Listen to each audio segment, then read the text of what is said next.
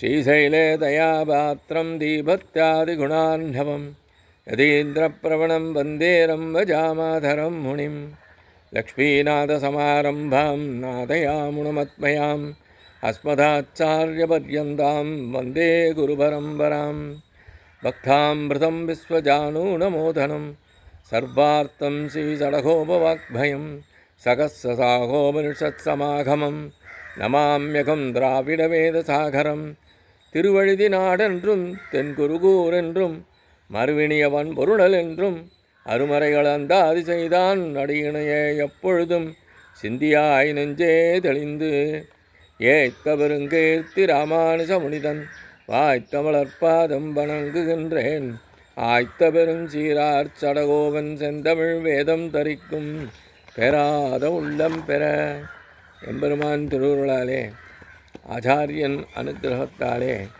கடந்த பல தினங்களாக அம்மாழ்வார் அருளிச் செய்த திருவாய்மொழியினை நாம் அனுபவித்து வருகிறோம். இன்று நாம் அதன் தொடர்ச்சியாக காண இருப்பது முதலாம் பத்து, ஏழாம் பதிகம், ஐந்தாம் பாசுரம். விடுவேனோவென் விளக்கை என் ஆவியை நடுவே வந்து கொள்கின்றனாதனை தொடுவே செய்தில ஆய்ச்சியர் கண்ணினுள் விடவே செய்து விழிக்கும் பிரானைய. விடுவேனோ என் விளக்கை என் ஆவியை நடுவே வந்து கொள்கின்ற நாதனை தொடுவே செய்து இள ஆட்சியர் கண்ணினுள் விடவே செய்து விழிக்கும் பிரானையே.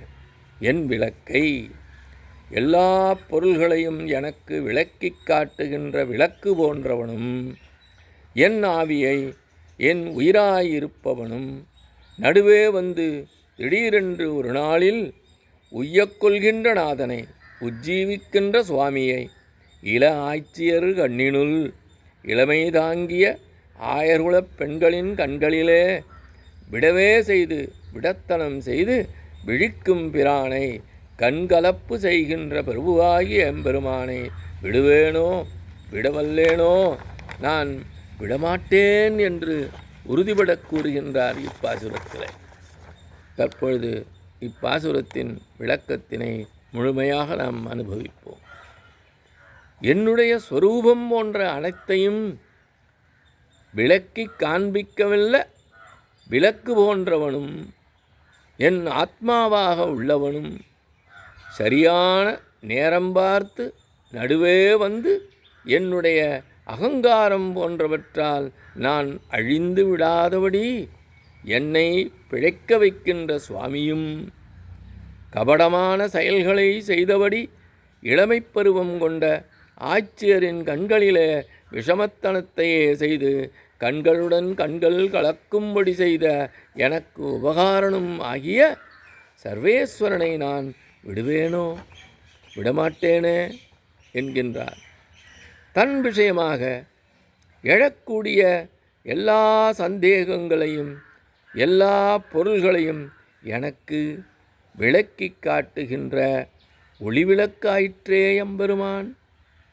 விளக்கு விளக்கின் ஒளி என்னும் இரண்டு பொருள்களாக இருப்பினும் ஒன்றை விட்டு ஒன்றை பிரிக்க முடியாதல்லவோ, அதுபோல என்னையும் எம்பெருமானையும் யாராலும் பிரிக்க முடியாது என்று இதன் மூலம் நம்போன்ற சேதனர்களுக்கு ஆழ்வார் உணர்த்துகின்றார். விளக்காவது தன்னையும் காட்டி பொருள்களையும் காட்டுவது. அதுபோல எம்பெருமானும் ஆழ்வாருக்கு தன்னை காட்டி ஆத்மஸ்வரூபத்தையும் விரோதி ஸ்வரூபத்தையும் காட்டித்தந்தான் என்பதே இதன் பொருளாகத் தெரிகின்றது.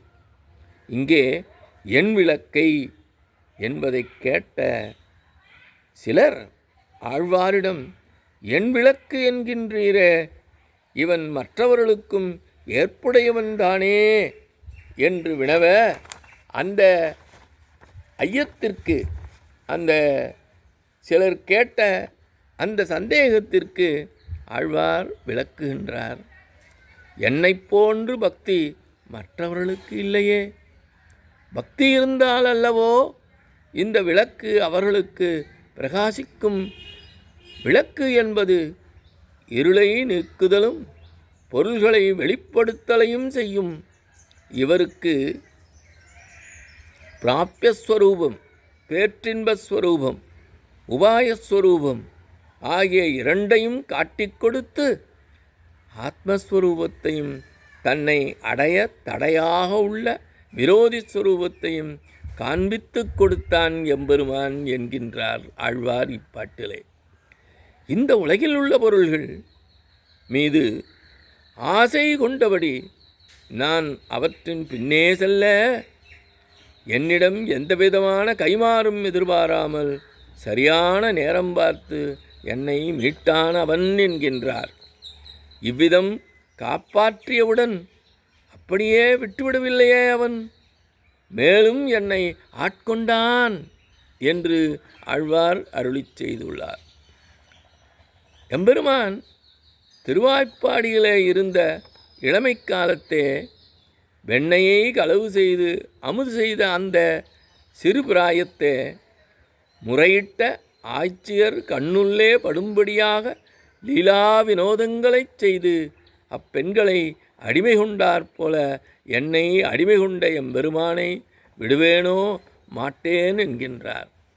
ஆய்ச்சியர்களை அடிமை கொண்டான்.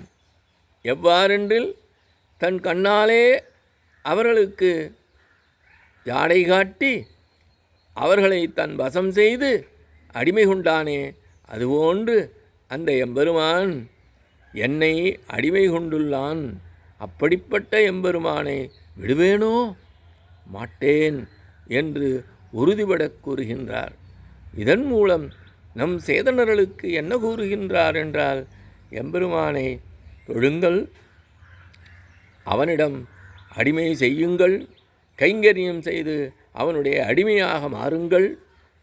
இந்த ஆத்மாவானது உம்முடையதன்று, அது எம்பெருமானுடைய உடைமையாயிற்றே. ஆகவே உடனே அவனை தொழுது அவன் அடிமையாக முயற்சி செய்யுங்கள் என்று நம்போன்ற சேதனர்களுக்கு இப்பாசுரத்தின் மூலம் ஆழ்வார் அறிவுறுத்துகின்றார் என்பதாக இப்பாசுர விளக்கம் அமைகின்றது. இத்தோடு இன்றைய கால நிறைவு செய்கின்றோம். எம்பெருமான் திருவடிகளே சரணம். நம்மாழ்வார் திருவடிகளே சரணம். எம்பார் திருவடிகளே சரணம்.